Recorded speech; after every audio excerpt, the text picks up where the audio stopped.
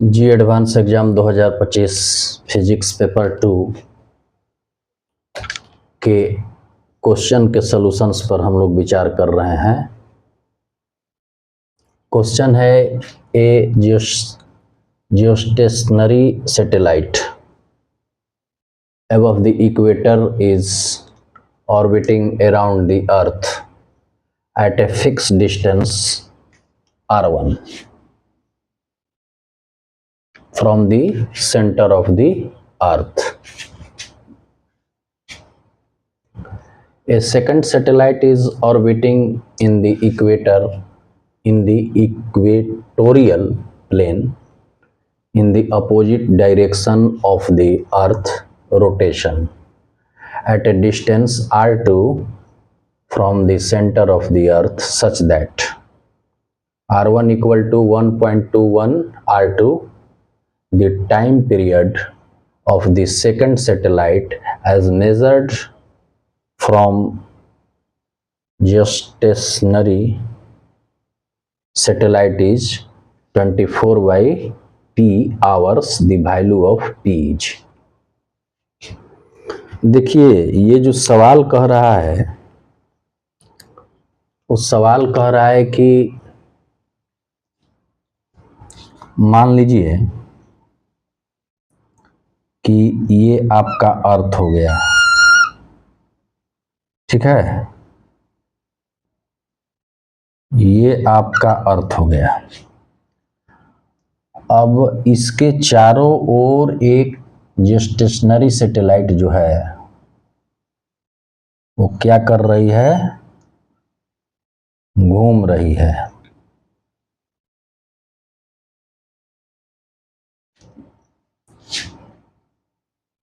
ये घूम रही है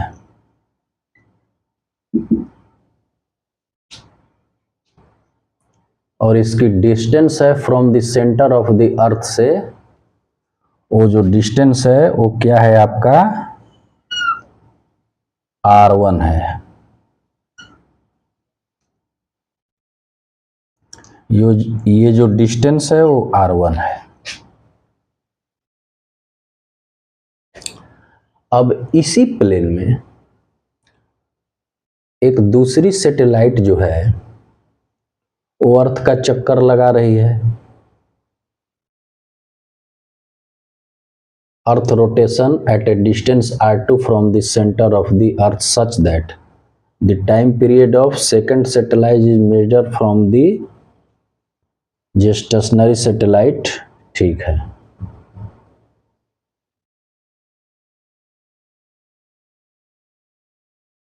फिक्स डिस्टेंस r1 हो गया सेंटर से। A second satellite the equator plane in the opposite direction, ये भी ध्यान रखने वाला चीज है, अपोजिट डायरेक्शन। ये कह रहा है कि पहला जो सैटेलाइट है जियोस्टेशनरी, ये मान लीजिए कि ये जो घूम रही है ये इस डायरेक्शन में घूम रही है, तो इसकी घूमने की दर जो है वो मान ले रहे हैं हम ω1। एक दूसरी सैटेलाइट जो है इसी प्लेन में वो अपोजिट डायरेक्शन में घूम रही है, मतलब इस तरह से घूम रही है, तो इसकी घूमने का जो रेट है वो ω2 मान लिया, ठीक है। अब एक चीज है कि ये जो r1 डिस्टेंस है, ये r1 डिस्टेंस आपका इसका है, इसका है r1 डिस्टेंस, और r2 जो डिस्टेंस है वो r2 डिस्टेंस है इसका, छोटे वाले।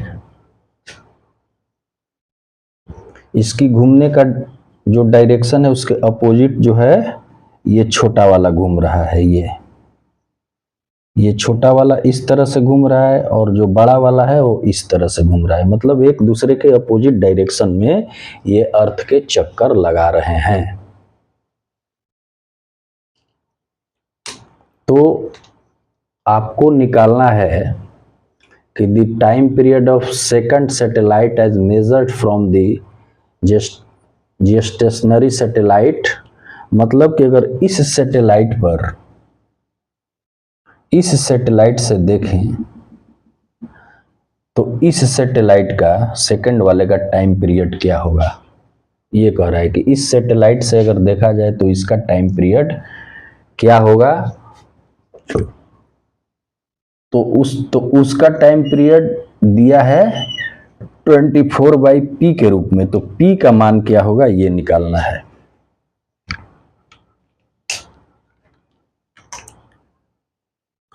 तो सबसे पहले है कि जेस्टेशनरी सैटेलाइट का जो टाइम पीरियड होता है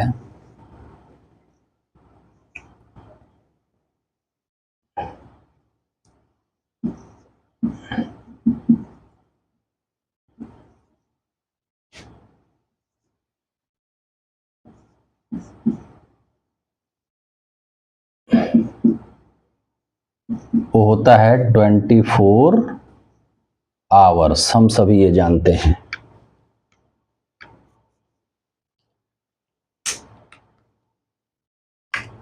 अब आप कहेंगे कि ये R2 को आप छोट क्यों लिए, R1 को ये बड़ा क्यों लिए, R2 को छोटा क्यों लिए।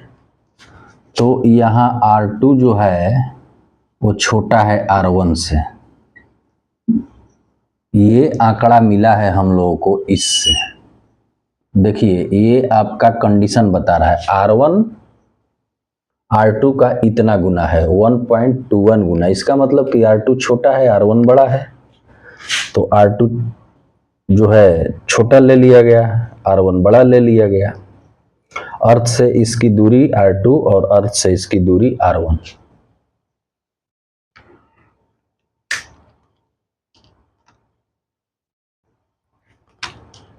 अब चूंकि जो मान लीजिए कि अगर ओमेगा बराबर हम लोग क्या जानते हैं 2π/t। ये तो फॉर्मूला जाना हुआ है। ये आपका एंगुलर स्पीड है, ये टाइम पीरियड है। तो इसी फार्मूला का हम लोग यूज करेंगे। और साथ ही साथ एक दूसरा फार्मूला होगा केपलर्स थर्ड लॉ।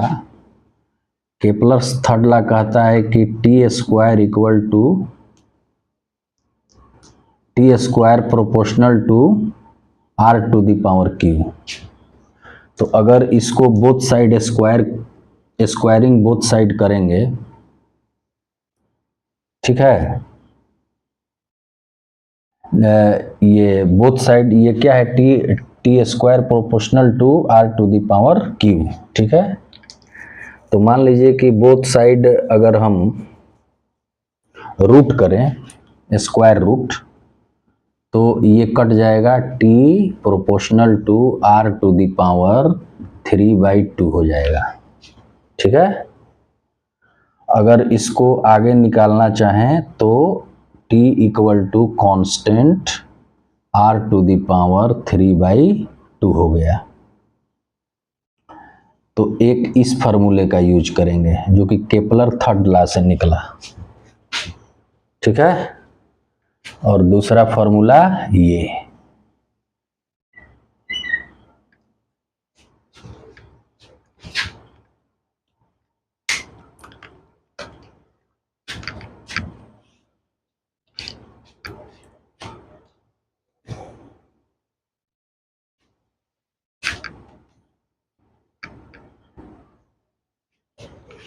तो अब लगता है कि इसका कोई जरूरत नहीं है, इसलिए मिटा देता हूं ताकि स्पेस हो जाए।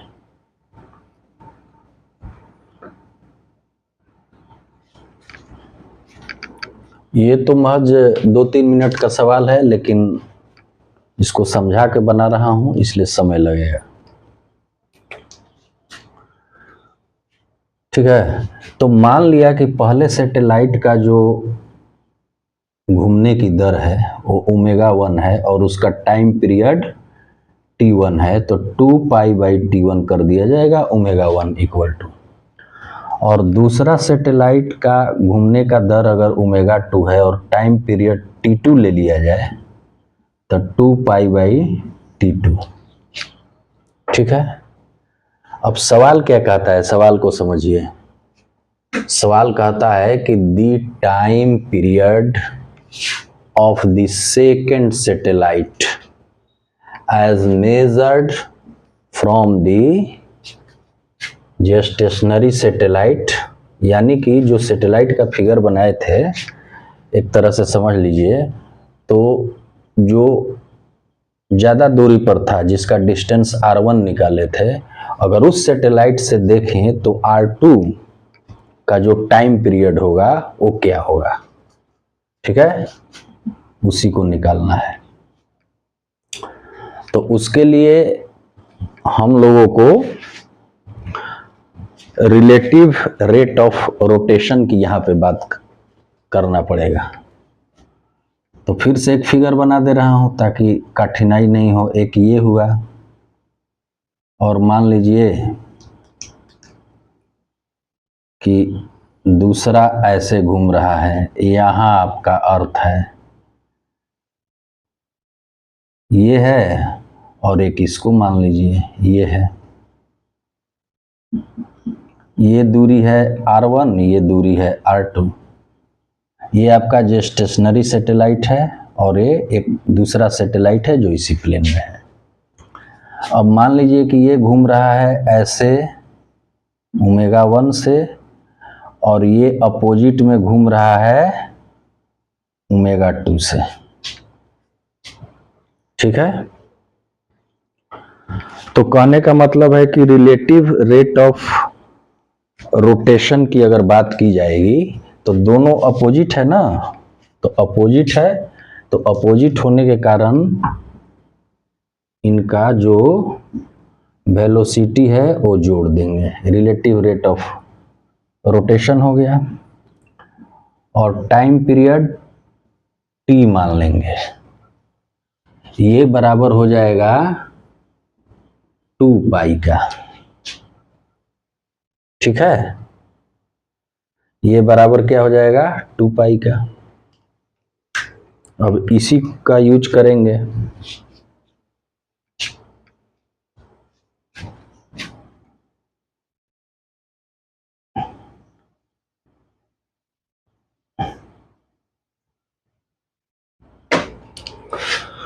तो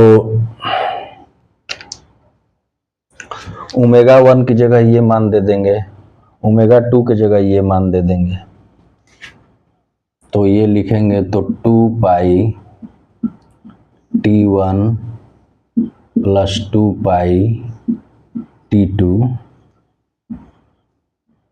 और ये t इक्वल टू क्या हो जाएगा 2 पाई।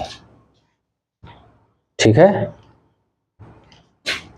अब t का मान निकालेंगे तो क्या हो जाएगा, ये 2 पाई बाई 2 पाई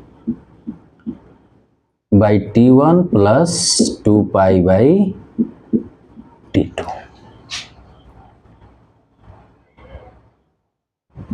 यहाँ ऐसे लिख दीजिए t इक्वल टू। ठीक है, अब 2 पाई इसमें से अगर कॉमन ले लें तो मान लीजिए कि ऊपर तो 2 पाई है, ये है, इसमें से 2 पाई कॉमन ले लिया नीचे वाले में से, तो यहाँ क्या बच गया 1 by t1 plus 1 by t2। अब ये 2 पाई से 2 पाई कट गया, 2 पाई से 2 पाई कट गया, तो ऊपर 1 बच गया। ठीक है, इसको देखते जाइए चूंकि हम मिटाते जाएंगे। अब इसको मिटा दे रहे हैं।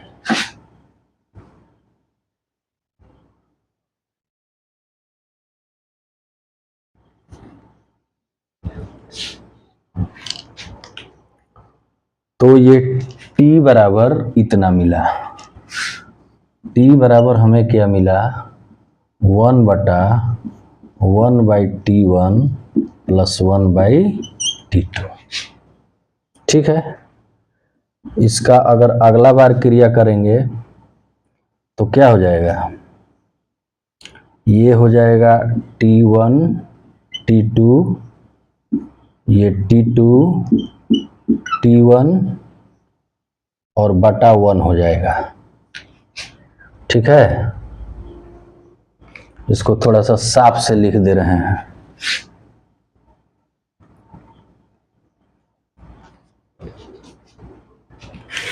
मतलब कि ये जो पूरा लिखा जाएगा, ऊपर तो 1 है, ये है, नीचे हो जाएगा T2 प्लस T1 बटा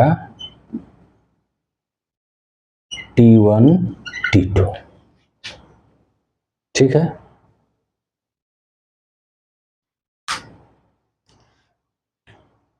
ये T बराबर है, फिर इसको मिटा दे रहे हैं।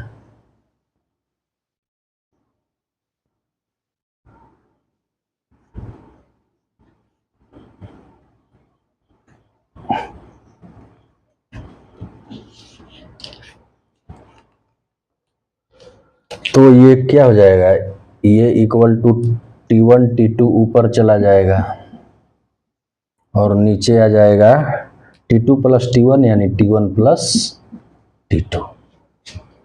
ये आपका T के बराबर है, ये T बराबर है। ठीक है, अब चलिए केपलर थर्ड लॉ वाला जो है वो निकाल चुके हैं। T प्रोपोर्शनल टू R⁴ अगर ये बराबर करना चाहेंगे तो एक कांस्टेंट लगा दिया। ठीक है, तो अब T1 के लिए क्या लिख सकता हूं, यहाँ मान लीजिए कि ये T1 है तो ये K R⁴ और T2 के लिए K R⁴ लिखा जा सकता है। बस इसी में इसका मान पुट कर देंगे। तो T1 के जगह क्या देंगे, K R⁴ into K R⁴ ये T1 ये T2 बटा T1 plus T2, K R⁴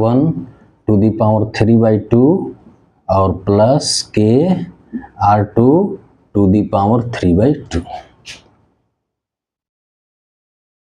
ठीक है,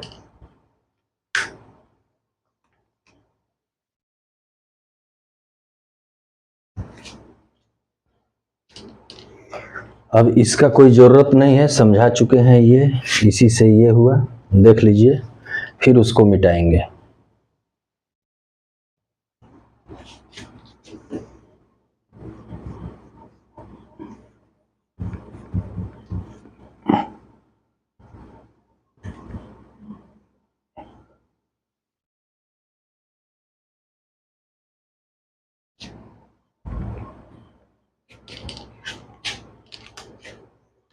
अब इसमें क्या होगा कि पहला सैटेलाइट क्या है हमारा, जेस्टेशनरी सैटेलाइट है, तो इसका टाइम पीरियड क्या होता है, 24 आवर्स होता है। ठीक है, तो ये T1 बराबर इतना है, तो इसके जगह क्या लिख देंगे, 24। ठीक है, ये T बराबर है, यानी कि T बराबर ये है, इसके जगह 24, तो इसके जगह हमने लिख दिया 24 K R⁴ बटा, इसमें से K कॉमन लेंगे नीचे वाले में से, तो अगर K कॉमन लेंगे तो ये बच जाएगा R1 के पावर 3/2 और प्लस R2 के पावर 3/2। अब देखिए ये K से K कट गया, K से K कट गया, देख लीजिए। अब ये सब मिटा देंगे।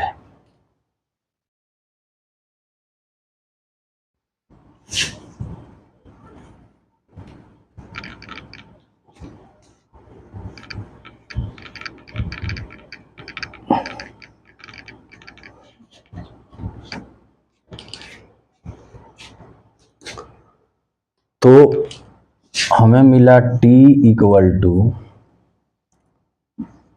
24 R2 टू दी पावर 3/2 बटा R1 के पावर 3/2 प्लस R2 के पावर 3/2। ठीक है। अब एक चीज और करते हैं किसमें R2 जो है R2 के पावर 3/2 से ऊपर नीचे क्या करेंगे, इधर भी भाग दे देंगे और इधर भी भाग दे देंगे, इसमें भी भाग दे देंगे, इसमें भी, तो मान में कोई अंतर नहीं पड़ेगा। ठीक है, तो इसमें अगर भाग देंगे तो क्या हो जाएगा, ये आपका 24 ही हो जाएगा। 24 R2 के पावर 3/2 अब बटा R2 के पावर 3/2, तो ये कट गया। अब इसमें भाग देंगे तो ये मिलेगा आपका R1 के पावर 3/2 बटा R2 के पावर 3/2। R1 के पावर 3/2 बटा R2 के पावर 3/2, और इसमें R2 टू दी पावर 3/2 से भाग देंगे तो ये कट जाएगा, 1 आएगा। बात समझ लिए ना।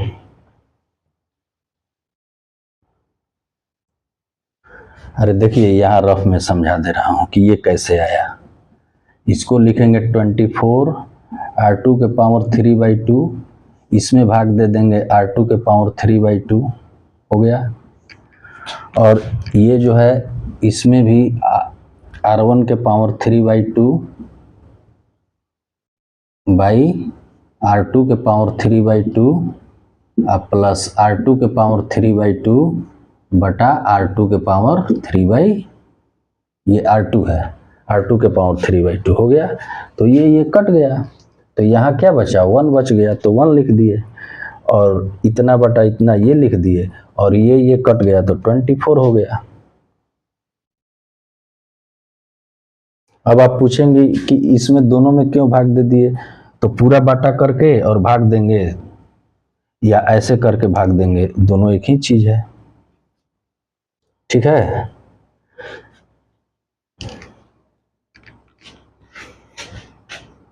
देख लीजिए। तो ये आपका इतना आ गया। अब यहां जो दिया हुआ है इसका प्रयोग करेंगे। ये दिया हुआ है, इसको भी मिटाइए देते हैं, इसका कोई जरूरत नहीं है।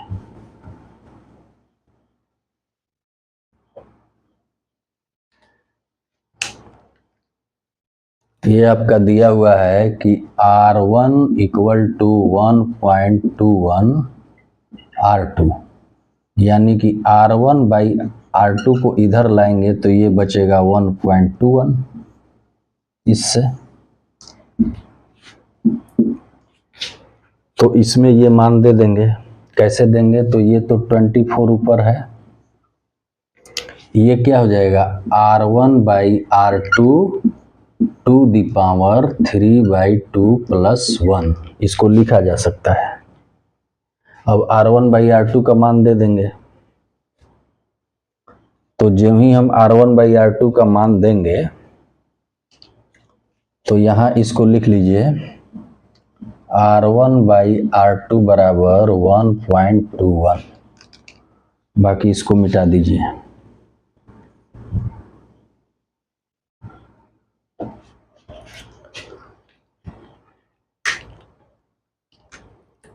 तो इसमें जब मान देंगे तो ये आ जाएगा 24 तो है पहले से, R1 बाई R2 की जगह क्या देंगे 1.21 के power 3/2 plus 1, R1 by R2 की जगह 1.21 दे दिया के पावर 3/2 प्लस 1।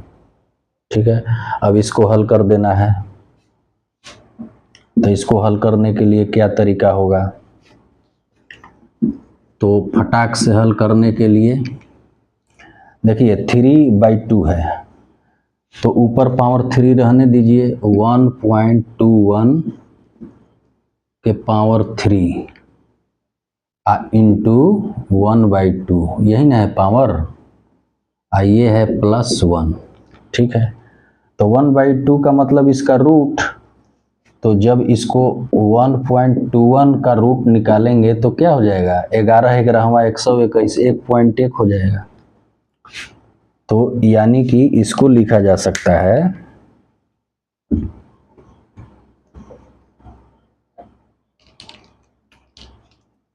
इसको लिखा जा सकता है 24।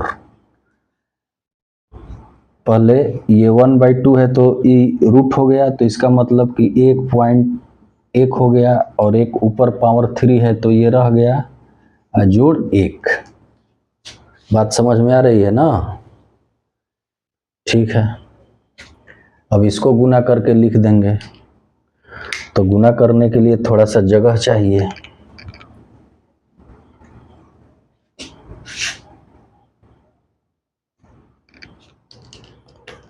1.1 में 1.1 से गुना करेंगे तो 11/11 2 के बाद पॉइंट आएगा, और फिर इसमें 11 से गुना करेंगे, यानी कि 101 1.1 से गुना करेंगे तो 121 1 3 3 1 2 1 3 3 अंक के बाद पॉइंट होगा तो इतना हो जाएगा। ठीक है, तो हमें क्या मिल गया, हमें मिल गया 24/1.331 और +1, क्योंकि पहले से 1 है।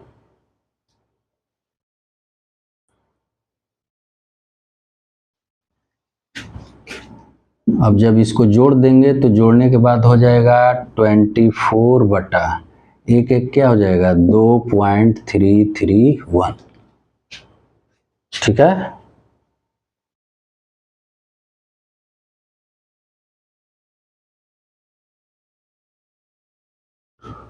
तो अब वो जो टाइम पीरियड निकाला है वो इतना निकाला है, तो यहाँ पे इसी के बराबर क्या कर, ये इसके बराबर लिख देंगे। तो देखिए जब इक्वेट करेंगे तो 24 तो इक्वेट है, ये p का वैल्यू क्या आ गया, p का वैल्यू आ गया 2.331। ये 2 डेसिमल तक लिख देंगे, 2 डेसिमल तक 2.33। तो p का मान जो आया वो क्या आया 2.33। यही p बराबर आ गया 2.33, यही उत्तर हुआ।